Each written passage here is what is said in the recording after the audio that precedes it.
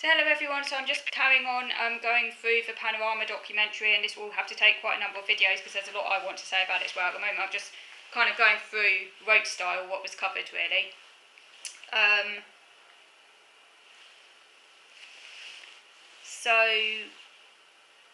Then it goes back to Caris's family, and the father explains how children like Caris are too special for mainstream but not special enough for special schools, so they're kind of somewhere in the middle. Like there's mainstream, but then there's special, but then there's nothing in the middle. That's this glaring gap there, you know, like people fall through the cracks, as it were. And the parents have looked into an independent school for her, but it charges £15,000 a year, and they've asked the council, which is in a deficit, to pay the fee. If Caris had had support in the first place, the father says, then perhaps they wouldn't be in this situation. So yeah, obviously not giving support early on does incur further costs downstream. They know that in life you must find money for what you think is valuable, the dad says. Caris's autism means she's sensitive to sounds and smells, so she found the busyness and noisiness of school hard. And she tells her, and things like fire alarms going off and so on.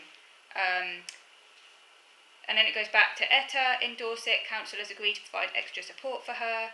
Her parents have been sent a draft to EHCP, and that's the stage before a final plan is agreed to send out a draft.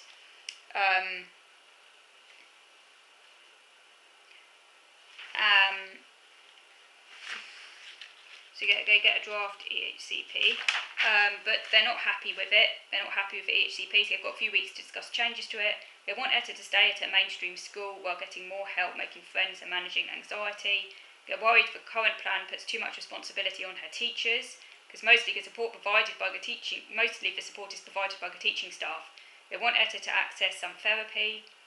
And then Kelly explains, the presenter explains, that when she got her EHCP, her son continued at his mainstream school, but then she had problems getting all the support that they'd been promised, because what is written on the EHCP is not being fully delivered at school, and how that's all about funding. But right now, though, her son is happy, so she's not sure if she wants to fight it. But it talks about how Buddy finally gets an EHCP, a draft, but it's not clear where he's going to school.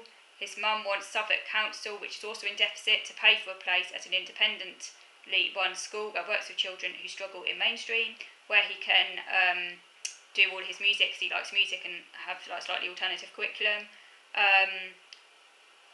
And they have offered him a place to start on the 1st September, but they've been told by one person at the council that Buddy can go to the school, but another person has told her that might not be possible, and she had to do a video meeting with a person from EHCP department who told her that this can't happen, but he's already got a place there, so the mum is obviously understandably very livid. And then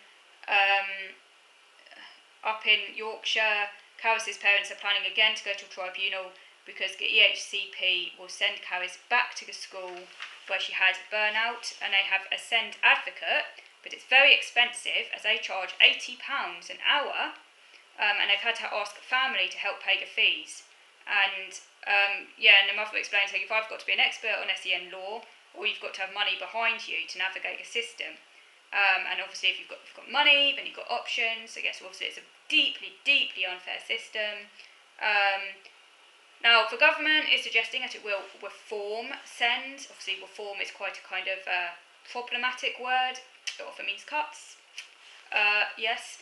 So, Etta and the other mums go to a rally in Westminster over it.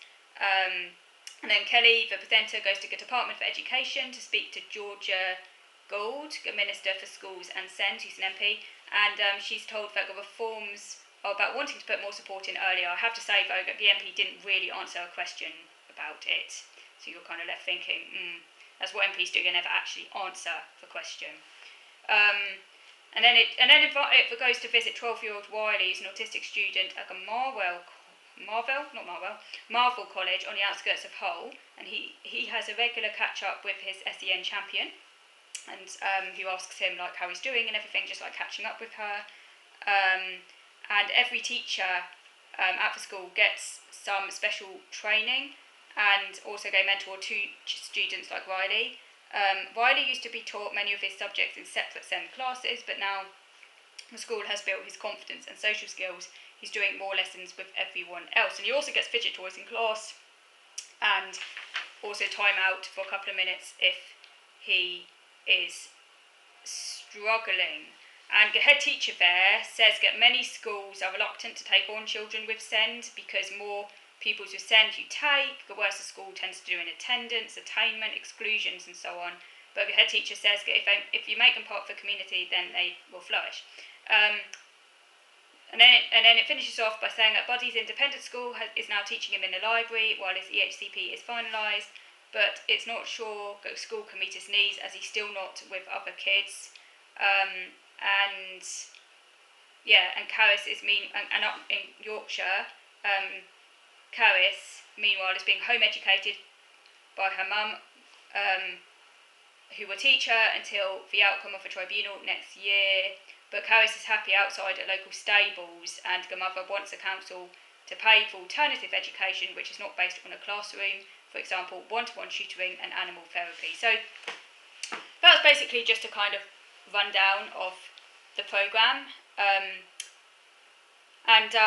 want to talk about my own thoughts in it, but this is going to have to take... This video is probably going to run out of me soon because I've only got limited capacity on my videos, and like I said, I don't have expensive equipment and this is all I've got, so you just have to run with it. But like I say, I'm going to have to come back to do some more videos on this because I've got quite a lot to say on it, and I appreciate all your comments, so I'll see if I could do a comments video as well. Yeah, I mean, kind of quite, what's the word? Oh, not really surprising, put it that way, this programme. Nothing that was said that was new under the sun. This is all stuff that is well known about, really. The difficulties that families are facing getting support for their children. This is well known about, or people should be well aware that this is going on, and it's really completely unacceptable that this sort of thing is still happening. Bearing in mind that these children not getting support at a critical time in their lives will mean that they're more likely to end up like me as adults, which means someone who basically can't work and is likely to have quite severe mental health problems. That's just a reality of the situation. So not giving them support early on at school is going to shore up problems for later, and it's ultimately going to mean further costs downstream. So it should be